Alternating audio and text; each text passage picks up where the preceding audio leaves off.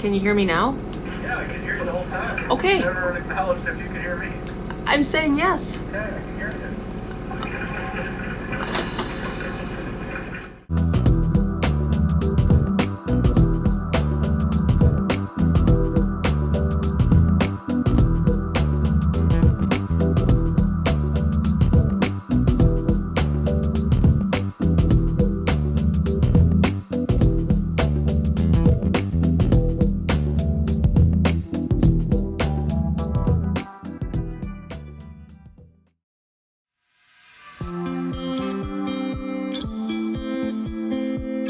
Last time aboard Freedom, we left behind the beautiful island paradise of Cypress Island to wait out a windstorm in Anacortes.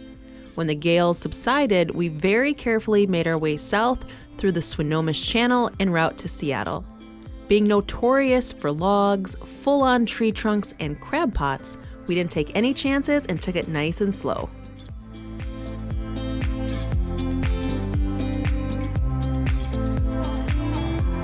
Arriving back at our home port meant boat work, and not the usual kind involving a few tools and some electrical wires, but rather the dirty and nasty kind of work that we've been avoiding for months. After replacing one of our black water hoses, aka the pooper plumbing, and learning a lot along the way, we ended up running out of hose and now have to wait over a month for more to complete the job. In all honesty, we were both pretty happy to be forced to not do this work again for a while. And since we're in a bit of a holding pattern, it's time to get back out on the water and enjoy another week at anchor.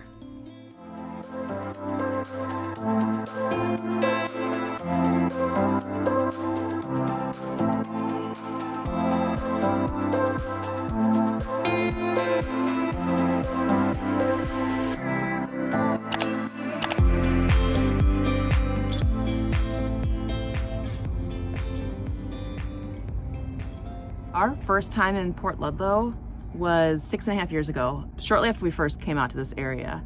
And I remember hating it. I was like, this is the most boring port, because we had gone to Kingston and Poulsbo and Bainbridge and Gig Harbor, places where there's a town and stuff to do. It's like there's these great restaurants and there's kind of like a main strip of things to do. And then we came to Port Ludlow and I was just like, what? Why do people love it here? It's so boring. And man, I was a total idiot to think that, because Port Ludlow has become one of our favorite spots. This is only the third or fourth time we've been here in 6.5 years. I don't know, as places have become more crowded out here, we've just come to really appreciate these just really peaceful, quiet anchorages and marinas. The best part about Port Ludlow from the last time we were here, there are incredible trails, beautiful trails, and there's a waterfall just towards the end of this bay. Since it's not raining, it's cold. It's not as cold as it has been, so we'll just bundle up, put our hat and gloves on, and go out and explore. I still laugh at myself when I think about how I thought this place was just boring.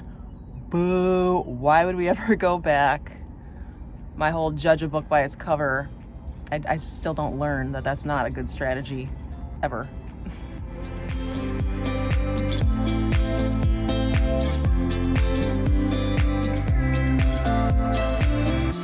Located 24 nautical miles from our home port and just north of the entrance into the Hood Canal, Port Ludlow is definitely one of the more special ports in Puget Sound.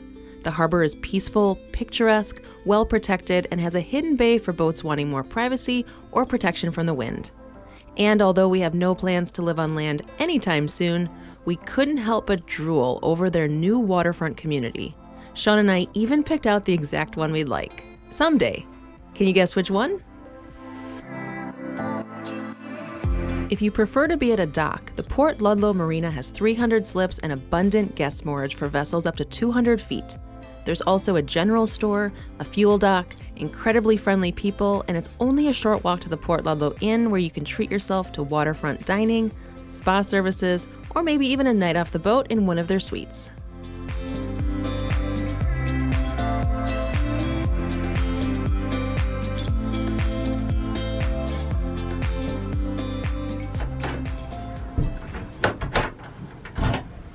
All right.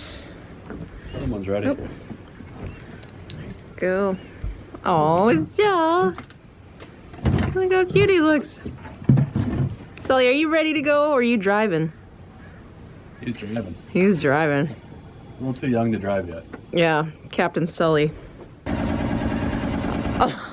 Oh no. Oh yeah.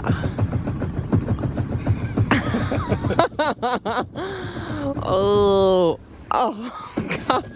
There we go. There we go. See, never get ahead of yourself with the lucky factor. You know what it's like in this cold water. Would you want to start? No. No. Oh. There we go. Oh, right. Oh, jeez. Warm up a little.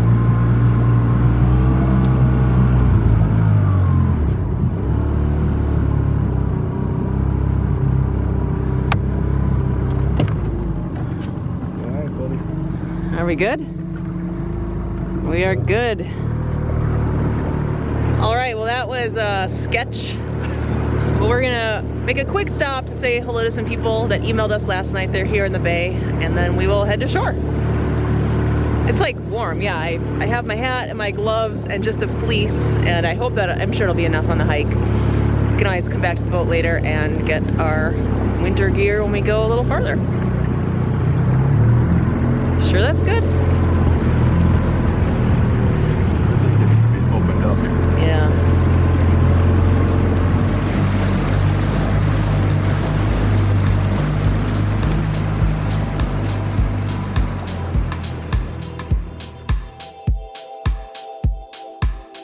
After we paid a visit to our neighbors, we were off to the Marina to go hike the Ludlow Falls, one of the more popular stops along the 30-plus miles of trails in this area.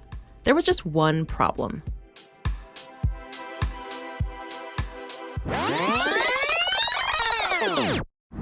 Okay, round two. Got your mask? I got my mask. Safety first, right? Safety first. All right, round two. Going to get fuel for the dinghy, and then we will head out on the hike. Hike first. Oh, hike first. Hike first, and then fuel. Something to look forward to after the hike. Fuel dock.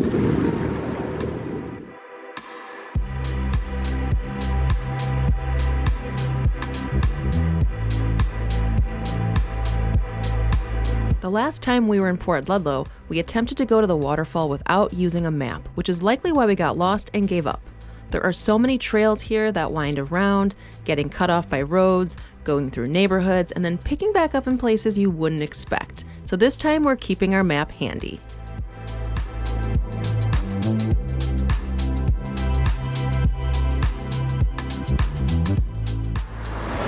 Which way do we go? Right? I don't know. This is where we the wheels on the bus fall off. So there's an RV park. The wheels on the RV fall off? The wheels on the RV. Yeah, there's an RV park up there. I think we need to go up there. Okay. Oh, hold on. I think there was a map. RV park. Yeah, so we need to go to the back end of the RV park. Yeah. All right. RV park it is. RV park it is. Do we get to walk through the RV park? Hopefully, we can see what our future in 20 years holds. Okay. Get ideas for the RV of our dreams.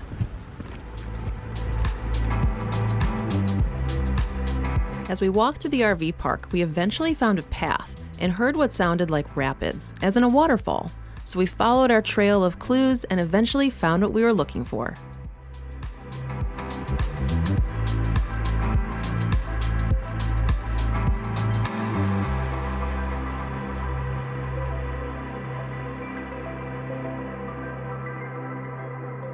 Welcome to Ludlow Creek, a rare coastal stream with a 25-foot cascading waterfall, Ludlow Falls. We weren't expecting anything grand and actually thought this was the main event before continuing up the trail to the top of the falls.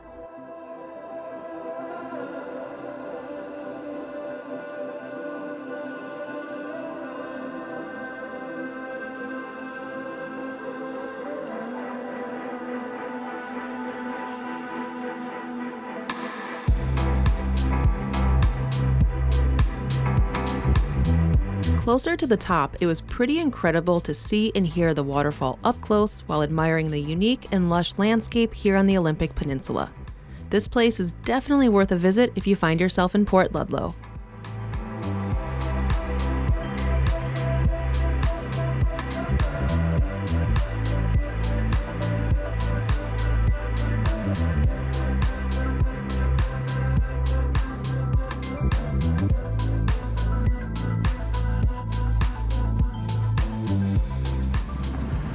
Yeah, just right to the pine tree. I know. I spy MV Freedom.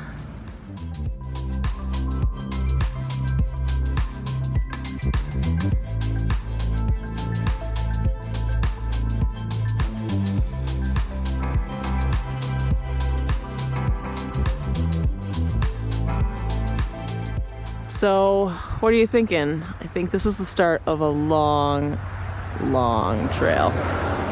I say given the time, we head back, fill up the dinghy with gas, put some warm clothes on, and then explore with the dinghy for a little bit, and start dinner. Yeah. How's that sound? Maybe bring a snack on the dinghy? Sounds good to me. Should we start marching back? Yeah. Before we get run over by a car? Yeah.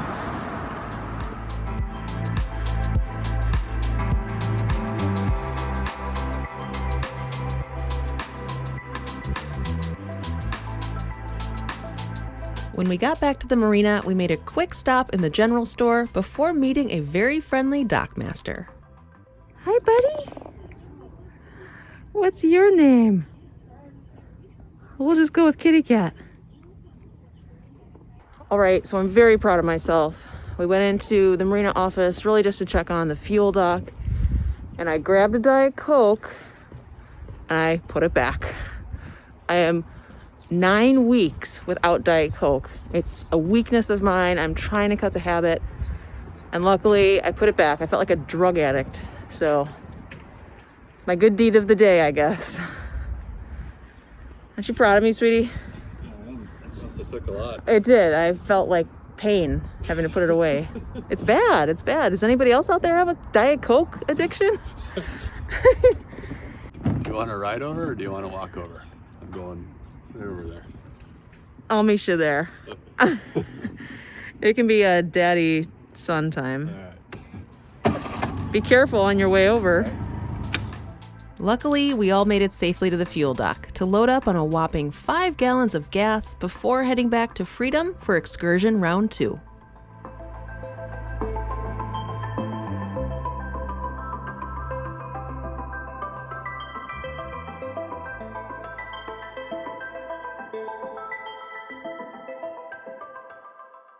All right, some snacks.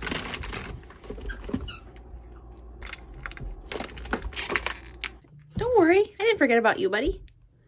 Sit. Sit. Good boy. How about one more? Oh, buddy, hold on. Sit. Sit. Okay, good boy. Buddy, don't hate us. I know that's already a little on the tight side without without his sweatshirt. Oh boy, buddy. You're really secured in there. You're good to go.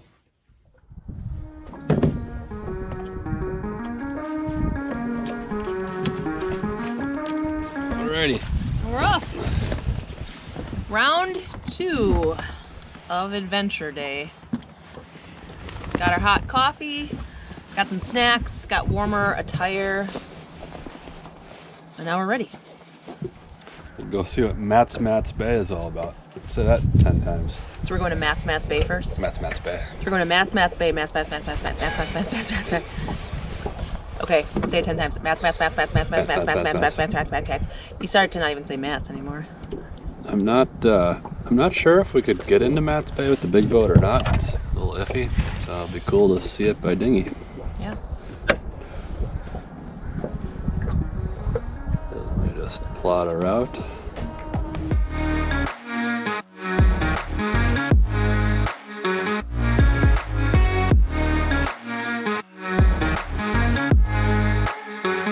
With our warm coffee in hand, we're off to Matt's Bay, a small bay north of Port Ludlow that many boaters don't even know exists, let alone its history that makes it one of the most unique places in Puget Sound.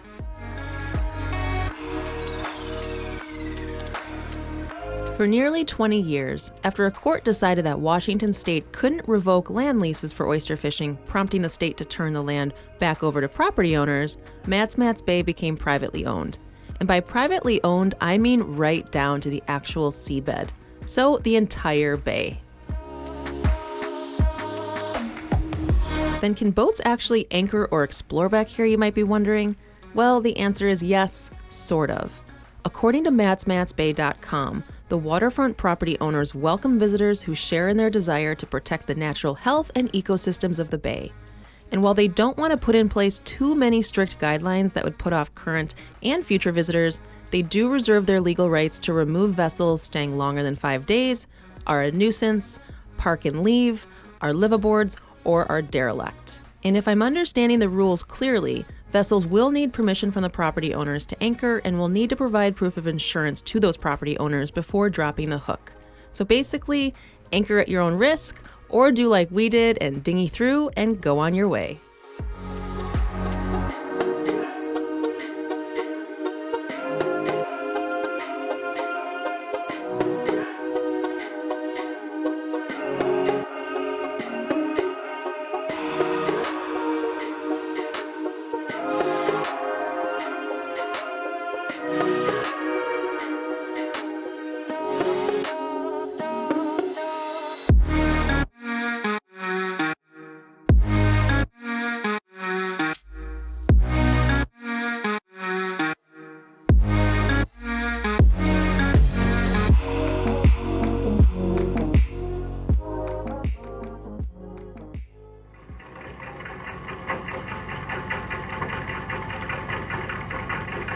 So time sure does fly when you're living at anchor. We can't wait to come back to Port Ludlow. And before we head home, we are going to go to another one of our favorite spots, an oldie but goodie for the best donuts in the Pacific Northwest. If you know or can guess where that is, let us know. Maybe we'll show you. We'll share with you a little through the camera lens.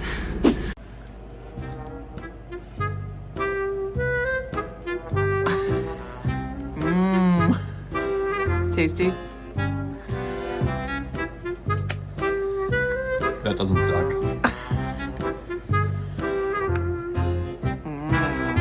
The other reason we are leaving today and not staying through the weekend is our water situation. After 6 days, we've got about a quarter tank of water left. We have 300 gallons on board, and by the 7-day mark, we're pretty much at that point where we start getting worried.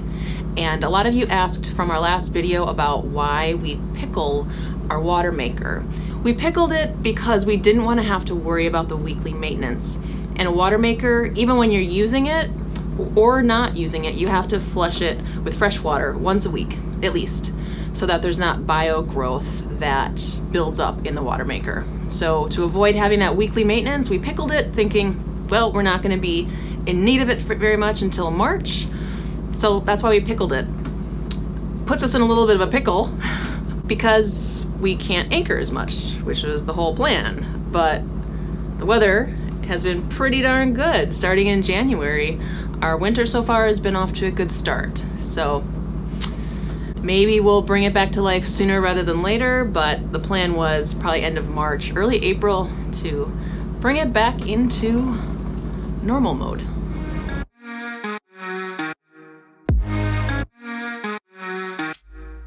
You know, it's January. I know everybody's doing like new year, new you, new body.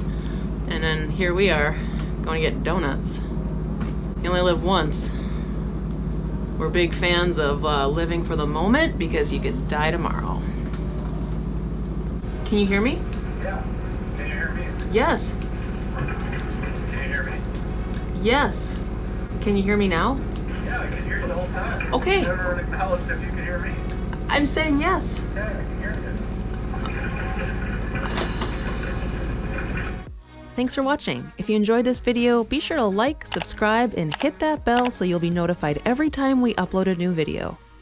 And one more thing, if you haven't learned yet from the past 10 months or so, life is pretty short, so eat the donut! We'll see you next time.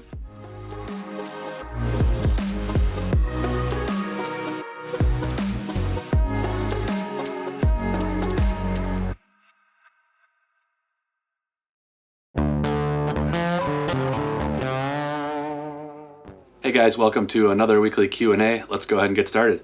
Our first question this week comes from Lori and Steve Langhoff. We'd love to know what each of you found for each other for under $50 at that cute store before Christmas. So for those of you who haven't seen that episode, go ahead and give it a watch. Elizabeth will put a link somewhere here on the video. Click that and you'll be able to know what store Lori and Steve are referring to that we went to before Christmas. But basically, we both took $50 and went into the store and found gifts for each other. So Elizabeth, the gifts that she got me was a set of toenail clippers because I'm always stealing hers. She got me a can of Boat Goat beer, and she got me a t-shirt and a candy bar. And for Elizabeth, I got her a bottle of a local rosé. I got her a tech kit, which has like cleaning cloths and things like that for camera lenses and for phones. And I got her a thing of hot cocoa mix. So those are the gifts that we found at that store. Cool store. Check out the video. Our next question this week comes from Melissa and Jeff in Portland, Oregon. Melissa and Jeff, hope you guys are doing well, you and the dogs. They ask, when's the last time you saw orcas aboard your boat? And can you tell us what we need to know about the rules regarding encountering orca whales when you're on the water? So unfortunately, we haven't seen orcas in about a year. We've seen a lot of humpbacks over the summer, but we haven't been fortunate enough to run into a pod of orcas. But for those of you curious about the rules, the best way to learn about them is to go to the Be Whale Wise website to find out what the rules are. But basically, when you encounter whales, anytime you're in front or back of the whales and you're within 400 yards, you need to stop all motion of your boat. So put the boat in neutral and even preferably turn it off. And if you can, it's also good to turn off your depth sounder. The whales can be sensitive to the noise that emits. When the whales are beside you, you can be as close as 300 yards. And then anytime you're within a half a mile, you're supposed to operate at 7 knots or slower. So for us, that's not a problem. We can pretty much operate wide open and we have a hard time breaking 7 knots. But those are the rules. When in doubt, just stay 400 yards away from the whales. Our next question this week comes from Rachel and Malcolm. And Rachel and Malcolm live in Ottawa, Ontario, Canada. Now that you have had your WeBoost for a while, has it increased your cell phone signal enough to work from the boat? Would you buy it again or look for an alternative solution like a cellular modem?